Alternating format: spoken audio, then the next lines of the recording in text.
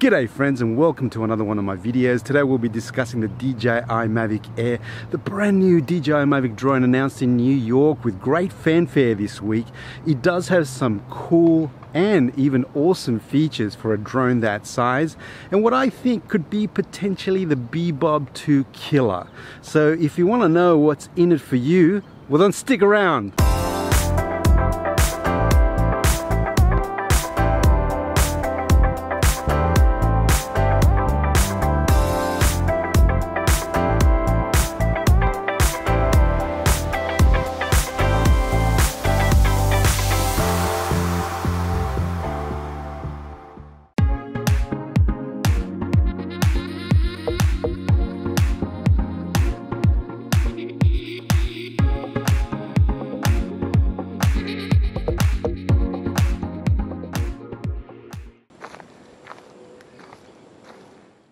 So I was really impressed this week by the quality of the marketing campaign that DJI put together to launch this particular drone.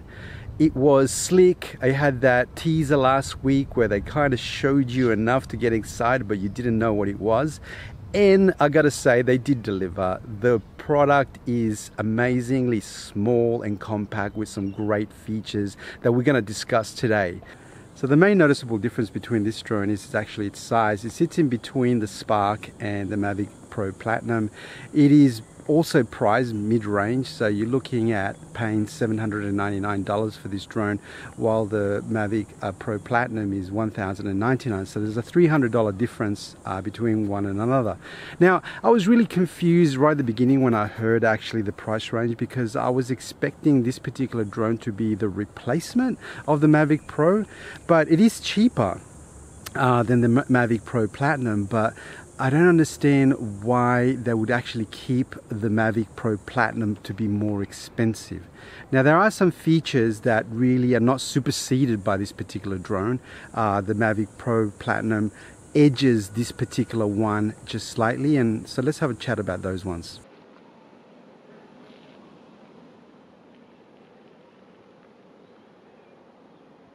The Mavic Air is a little bit lighter by about 300 grams, but the battery life on the Platinum is still a lot better. So it's 30 minutes on the Platinum and it's 21 minutes for the Air.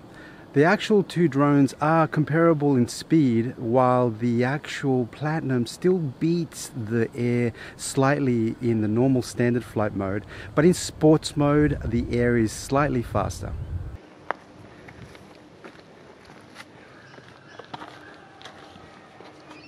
From a fun flight perspective, DJI has put all its intelligent flight modes into the Air.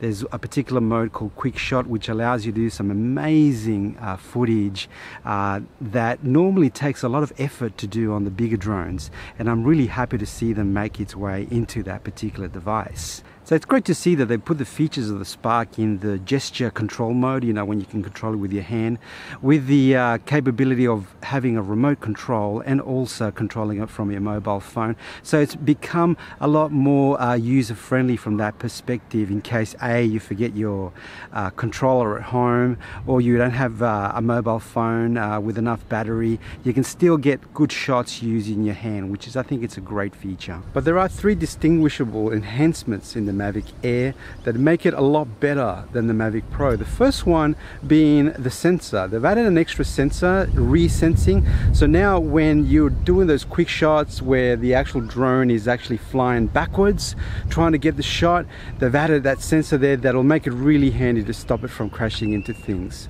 The next one is that they've added 8 gigabytes of internal memory. So for those people like me that in the past have forgotten their SD card at home, now at least you got 8 gigabytes of memory to record some footage before you actually run out of storage space. So that's a pretty good feature. And the other more noticeable improvement is the gimbal. The way it's housed now, it's a lot more robust. There was a lot of complaints from the Mavic Pro Platinum that it was very sensitive and that it was prone to being damaged. So they've made really good work trying to get that problem solved. From a video perspective, both drones are very comparable. They both shoot at 4K, but there actually has been a big improvement in the Mavic Air's bitrate. It actually now captures at 100 megabits per second. For 1080p video capture, that means now you can actually get a frame rate of 120 frames per second. That will give you buttery smooth slow motion, which I'm really looking forward to test out. I can't wait for that.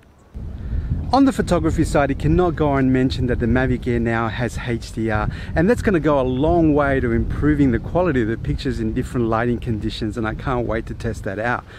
But the feature that I'm most excited about is now the Mavic Air can take 360-degree photographs. So that means it can actually fly up in the air and take enough pictures to create this panorama, not only let's say a horizontal lateral panorama, but it also can stitch together a full spherical 360 panorama, and I can't wait to see those results. As you know, in previous videos I've talked about 360-degree cameras and how I also have a passion for those, but making the actual Mavic do it automatically for you, I can't wait to see that.